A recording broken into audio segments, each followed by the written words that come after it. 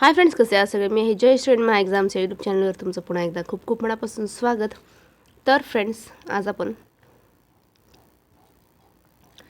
CET तसेच TET CETमध्ये आतापर्यंत विचारलेले थॉर्नडाईकवरील 25 महत्त्वाची प्रश्न उत्तरे पाहणार आहोत.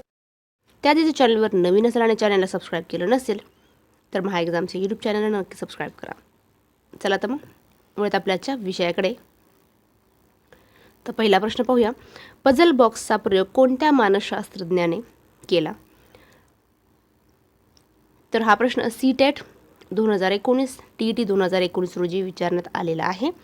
उत्तर असणार आहे EL थॉर्नडाईक. पुढचा प्रश्न पाहूया. थॉर्नडाईक यांच्या मते शिक्षण म्हणजे काय? हा प्रश्न TET 2018 आणि 2021 रोजी विचारण्यात आलेला आहे. तर याचे उत्तर असणार आहे उद्दीपक व प्रतिसाद यांच्यात बंध निर्माण करणे म्हणजे शिक्षण, असे मत थॉर्नडाईक यांचे होते. पुढचा प्रश्न पाहूया. प्रयत्न प्रमाद सिद्धांत कोणाचा आहे? हा प्रश्न TET 2020 आणि 2022 रोजी विचारण्यात आलेला आहे. उत्तर आहे थॉर्नडाईक.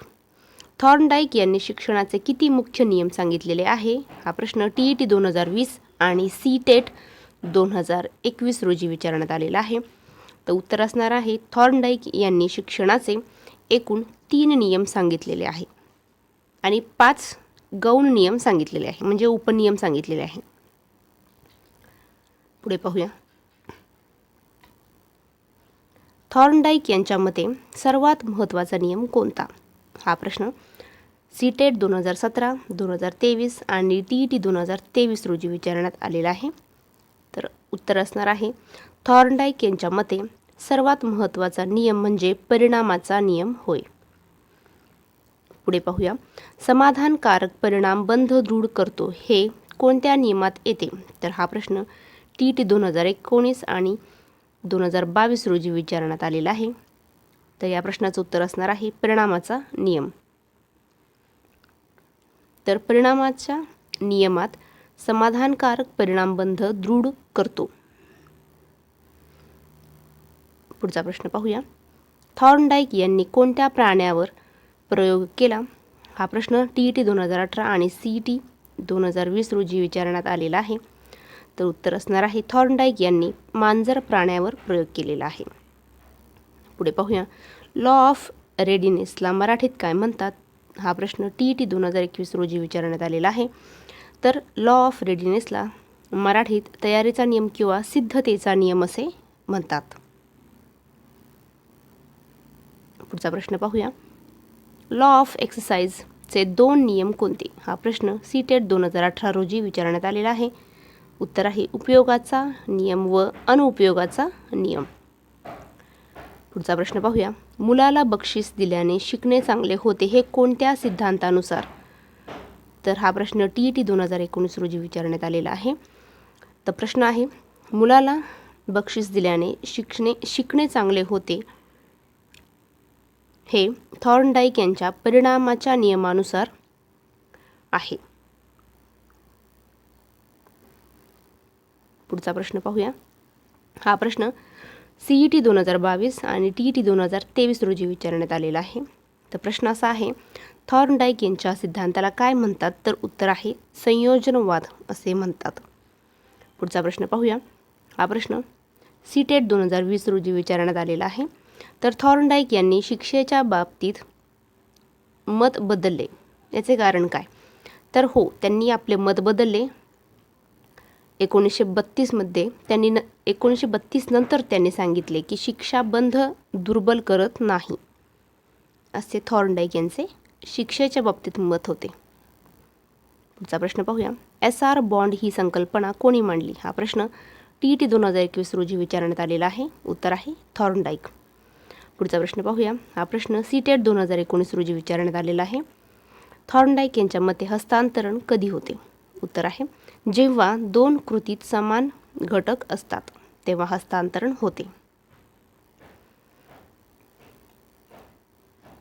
पुढे पाहूया.